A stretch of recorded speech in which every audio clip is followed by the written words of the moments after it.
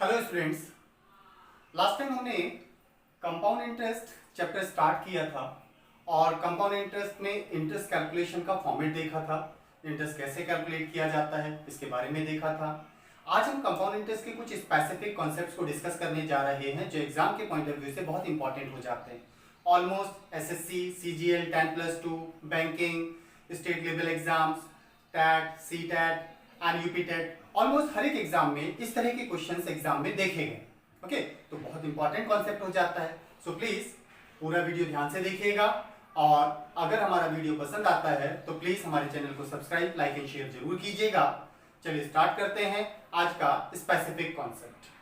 Last time हमने पढ़ा था कि कंपाउंड इंटरेस्ट कैलकुलेट करते समय कंपाउंड इंटरेस्ट के केस में अमाउंट फाइंड आउट करने का फॉर्मेट क्या होता है। तो अमाउंट होता है principal into 1 plus rate upon 100 whole to the power t। ये अमाउंट फाइंड आउट करने का कंपाउंड इंटरेस्ट में फॉर्मेट था।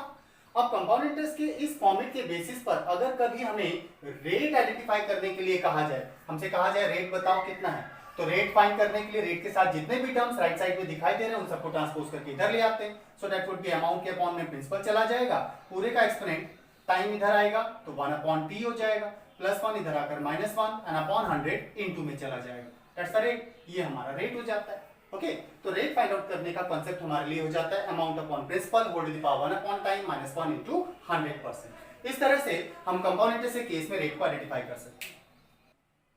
अब कंपाउंड इंटरेस्ट के रेट फाइंड आउट करने का एक स्पेसिफिक कांसेप्ट पर बेस्ड क्वेश्चन पूछा जाता है। उस कांसेप्ट के लिए चलिए एक स्टेटमेंट देखते हैं। स्टेटमेंट है if a sum becomes n times of the principal value in t years at a specific rate of compound interest then rate। ये हमारा स्पेसिफिक स्टेटमेंट है।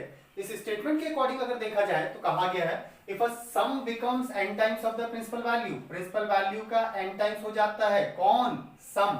और सम मींस रेट, इंटरेस्ट नहीं कहा गया है और इनिशियल वैल्यू हो नहीं सकती, दैट मींस प्रिंसिपल है नहीं, तो ये अमाउंट की वैल्यू है।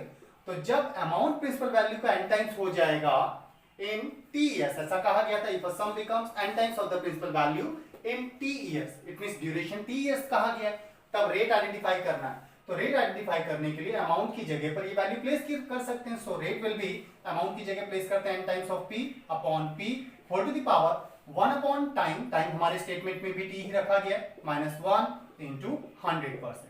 तब रेट फाइंड करने का स्टेटमेंट हमारा ये हो जाएगा। अब ऐसे में प्रिंसिपल वैल्यू कैंसिल हो गई, सो rate will B n to the power 1 upon time -1 into 100%। तब रेट फाइंड करने का कॉन्सेप्ट हमारे लिए ये हो जाता है। So rate will B n to the power 1 upon t -1 into 100%। जब भी प्रिंसिपल वैल्यू का एक सर्टेन मल्टीपल टाइम्स अमाउंट की वैल्यू हो जाती हो तब रेट आइडेंटिफाई करने के लिए जितने भी गुना प्रिंसिपल वैल्यू का अमाउंट हो रहा है उसके एक्सपोनेंट में 1 अपॉन टाइम रखिए -1 into 100%। याद रखिएगा n times of the principal value होने के बाद वैल्यू अमाउंट होनी चाहिए, तभी हमारा रेट का कॉन्सेप्ट एप्लीकेबल होगा। इंटरेस्ट की वैल्यू प्रिंसिपल वैल्यू का n टाइम्स होने पर ये कॉन्सेप्ट एप्लीकेबल नहीं है।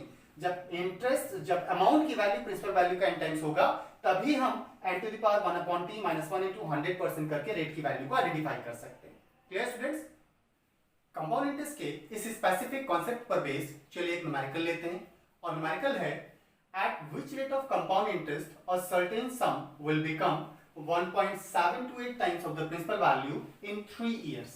ओके, अगर हिंदी में बोला जाए तो चक्रवृद्धि ब्याज की किस दर से कोई धनराशि 3 वर्षों में मूलधन का 1.728 गुना हो जाएगी, ये क्वेश्चन है। हमारे क्वेश्चन के स्टेटमेंट के अकॉर्डिंग हमसे कहा गया certain sum becomes 1.728 times of the principal value in 3 years, ऐसा कहा गया। तो 1.728 times of the principal value होने के बाद जो वैल्यू बनेगी वो अमाउंट होती है और जब अमाउंट प्रिंसिपल वैल्यू का एक सर्टेन मल्टीपल टाइम्स हो तो जितने भी multiple times of the principal value, जितने भी गुना प्रिंसिपल वैल्यू का अमाउंट बन रहा है वो हमारे लिए n की वैल्यू हो जाती है 1.728। टाइम ड्यूरेशन हमें दे रखा है 3 इयर्स का। इन वैल्यूज के थ्रू हमसे कहा गया है at which rate of compound interest, चक्रवृद्धि ब्याज की किस दर से, तो रेट आइडेंटिफाई करना है। जब भी प्रिंसिपल वैल्यू का एक सर्टेन मल्टीपल टाइम्स अमाउंट की वैल्यू होती हो तो रेट आइडेंटिफाई करने के लिए जितने भी गुना प्रिंसिपल वैल्यू का अमाउंट हो रहा है वो वैल्यू लीजिए, इसके एक्सपोनेंट में 1 अपॉन टाइम -1 into 100%। ऐसा करने पर रेट की वैल्यू को आइडेंटिफाई किया जा सकता है। सो n की वैल्यू है 1.728, पूरे का एक्सपोनेंट है 1 upon time and time is 3 -1 into 100%. That's the rate.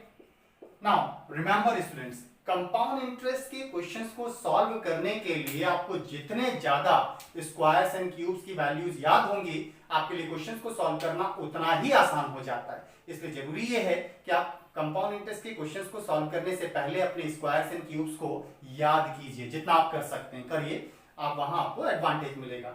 नहीं तो square root and cube root निकालने में आपको बहुत ज्यादा टाइम लग जाएगा। इसलिए जरूरी है कि आप स्क्वायर्स एंड क्यूब्स को याद कर लीजिए। ऐसे केस में इस पूरे का एक्सपोनेंट 1/3 एक्सपोनेंट का मतलब क्यूब रूट होता है, घनमूल। और घनमूल केवल और केवल परफेक्ट क्यूब नंबर का ही निकाला जा सकता है। अगर ये नंबर परफेक्ट क्यूब नहीं है तो फर्दर हम कंटिन्यू नहीं कर पाएंगे, हमें यहीं पर क्वेश्चन को छोड़ देना पड़ेगा, यही हमारा आंसर हो जाएगा।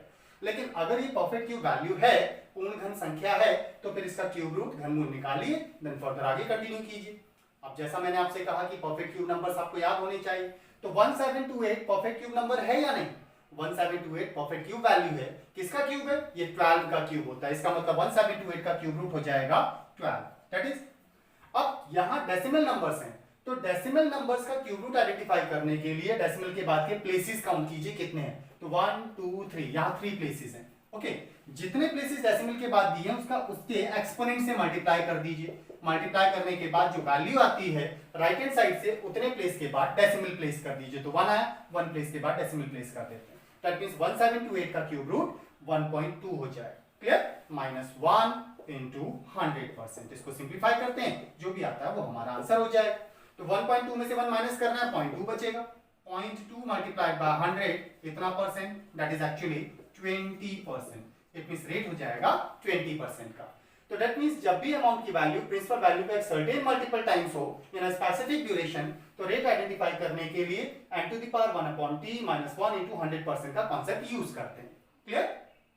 चलिए एक और एग्जांपल लेते हैं। नेक्स्ट एग्जांपल है, at which rate of compound interest the interest of a certain sum will become 1.197 times of the principal value in 3 years। Okay, ये क्वेश्चन है।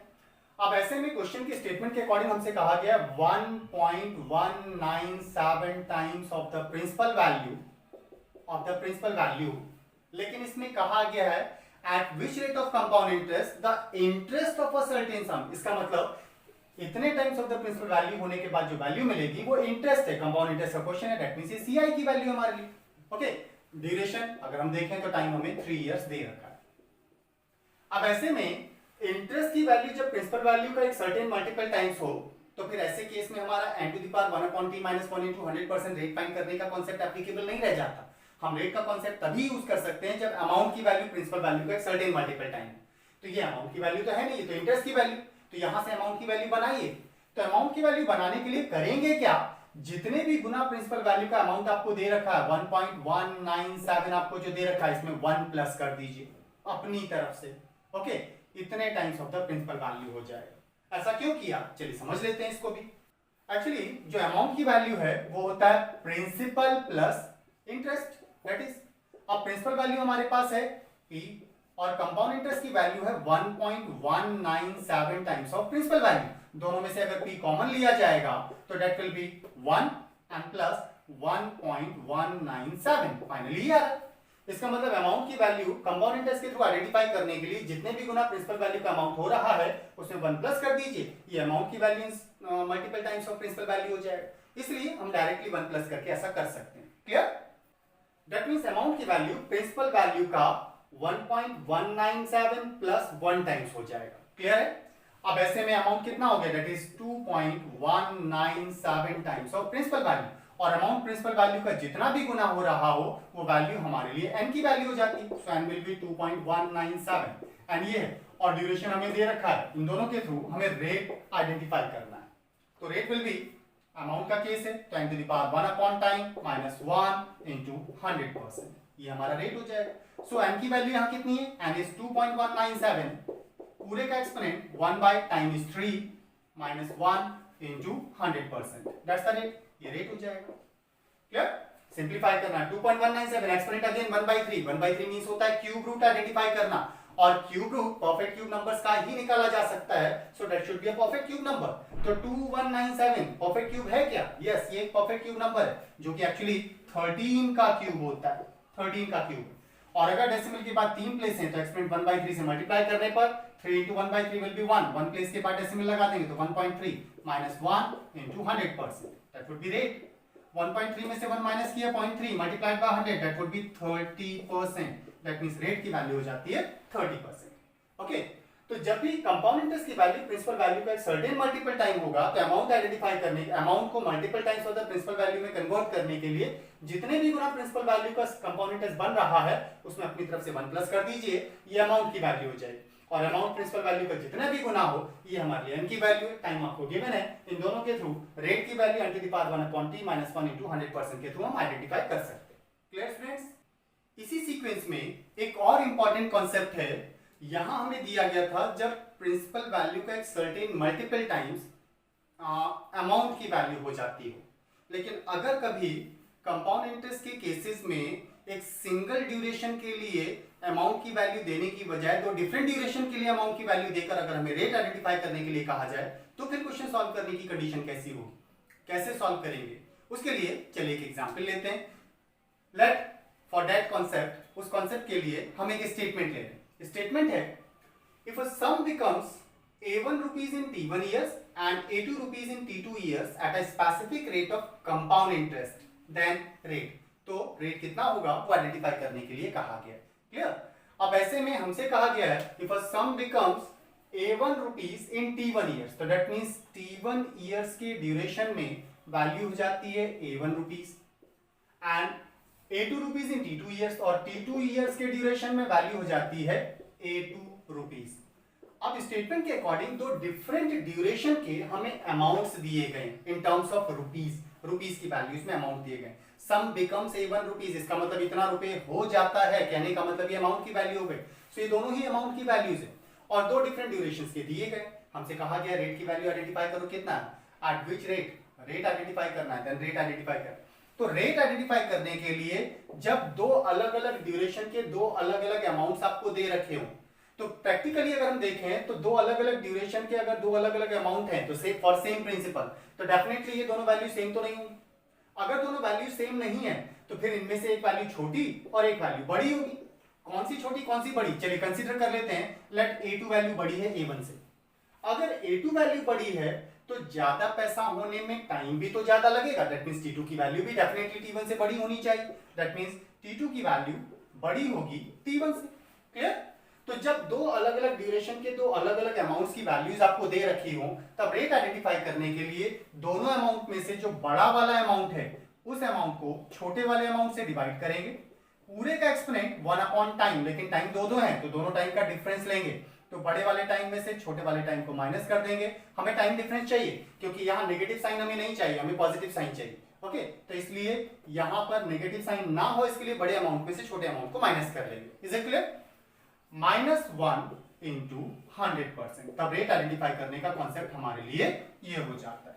सो रेट विल बी, बड़े अमाउंट को छोटे amount से divide करेंगे, पूरे का exponent one by time difference -1 into 100%, that's the rate.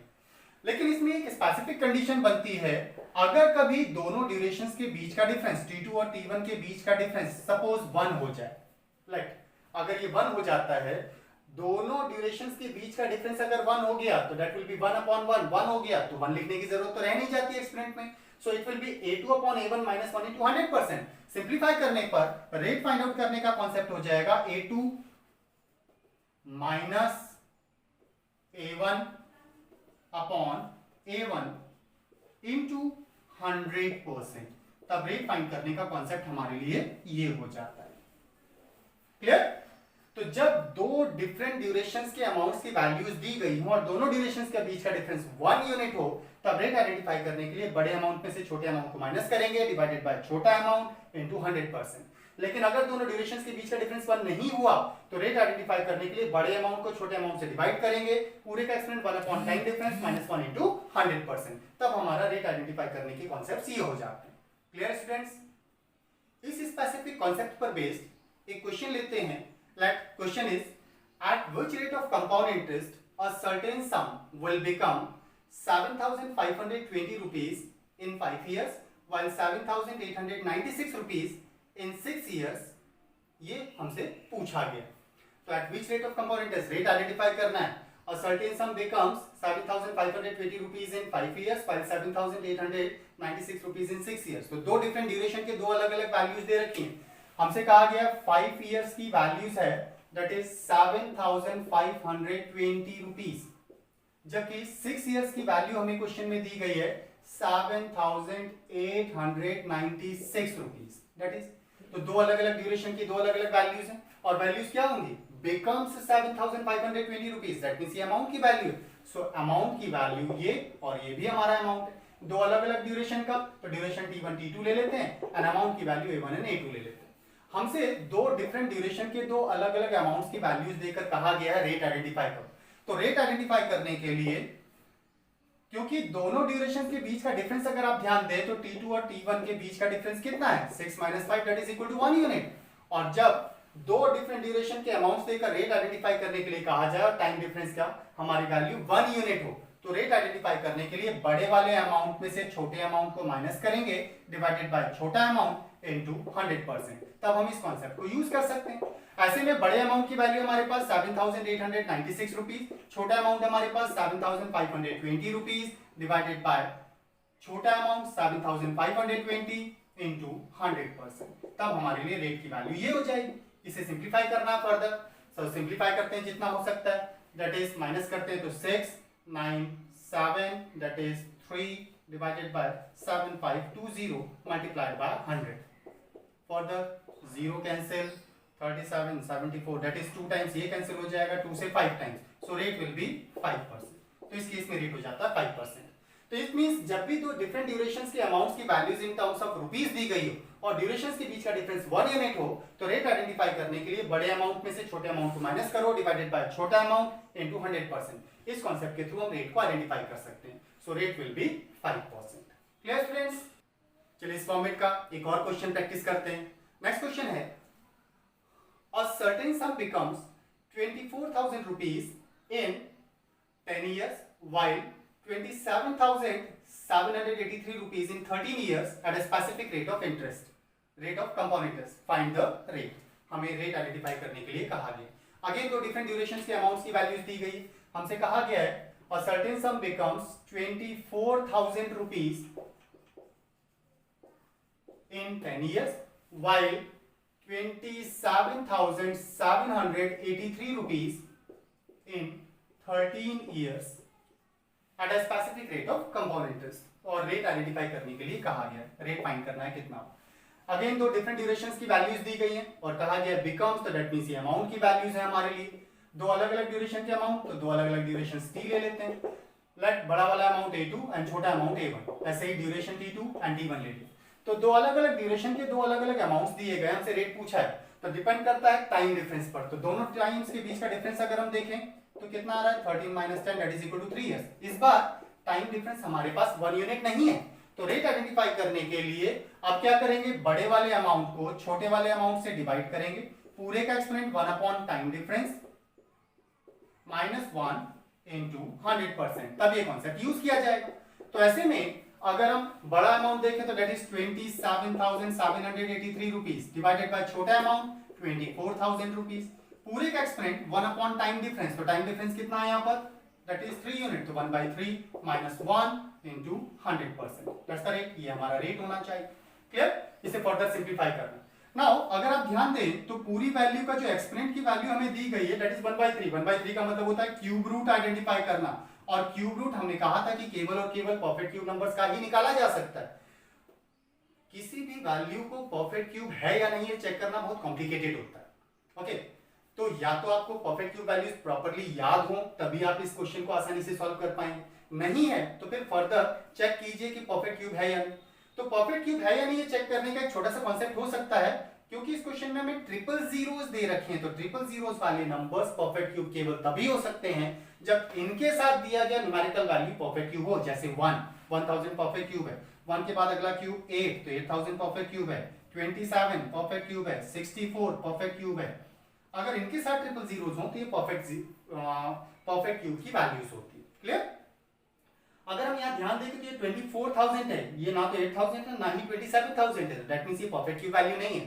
तो डेफिनेटली ये भी परफेक्ट क्यूब नहीं होगा, क्योंकि क्वेश्चन ऐसे सॉल्व होने वाले ही दिए जाते हैं.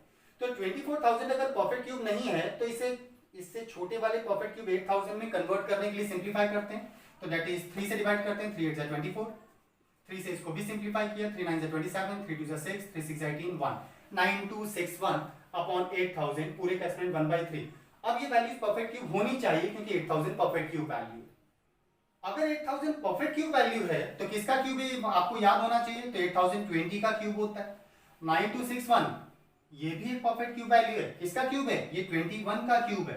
सो 9261 अपॉन 8000 का क्यूब रूट मींस 1/3 एक्सपोनेंट की वैल्यू 21 अपॉन 20 माइनस 1 इनटू 100%। इसे फर्दर सिंप्लीफाई करते हैं, जो भी आता है वो आंसर। तो 21 upon 20 minus 1 that is 21 minus 20 तो 1/20 इनटू 100। सो 25 जा 5 1 जा 5 दैट मींस 5% का रेट हो जाता है। इससे प्रीवियस वाले क्वेश्चन में भी हमारा आंसर 5 आया था, इसमें भी 5 आया, दैट मींस ऐसे किसी भी क्वेश्चन का आंसर 5% हो जाएगा। ऐसा नहीं है स्टूडेंट्स, ये तो बाय चांस हमारा कोइंसिडेंट है कि दोनों केसेस में 5% का रेट आ गया। ऐसा जरूरी नहीं है कि रेट हमेशा 5% हो, रेट वैरी करता है। ओके, तो ये था हमारा जब दो डिफरेंट ड्यूरेशंस के अमाउंट्स की वैल्यूज दी गई हो और टाइम डिफरेंस के बीच का वैल्यू 1 ना होकर अदर देन 1 हो, तब रेट आइडेंटिफाई करने के लिए बड़े अमाउंट को छोटे अमाउंट से डिवाइड करेंगे, पूरे का exponent 1 upon time difference minus 1 into 100% कीजिए, ये रेट की वैल्यू हो जाती है। क्लियर?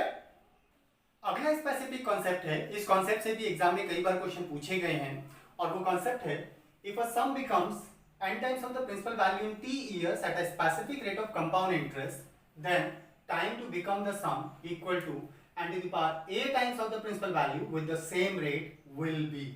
तो उसी दर से धन को n की घात a गुना होने में कितना समय लगेगा ये पूछा गया। हमारे स्टेटमेंट के अकॉर्डिंग हमसे कहा गया certain sum becomes n times of the principal value in t years, ऐसा कहा गया।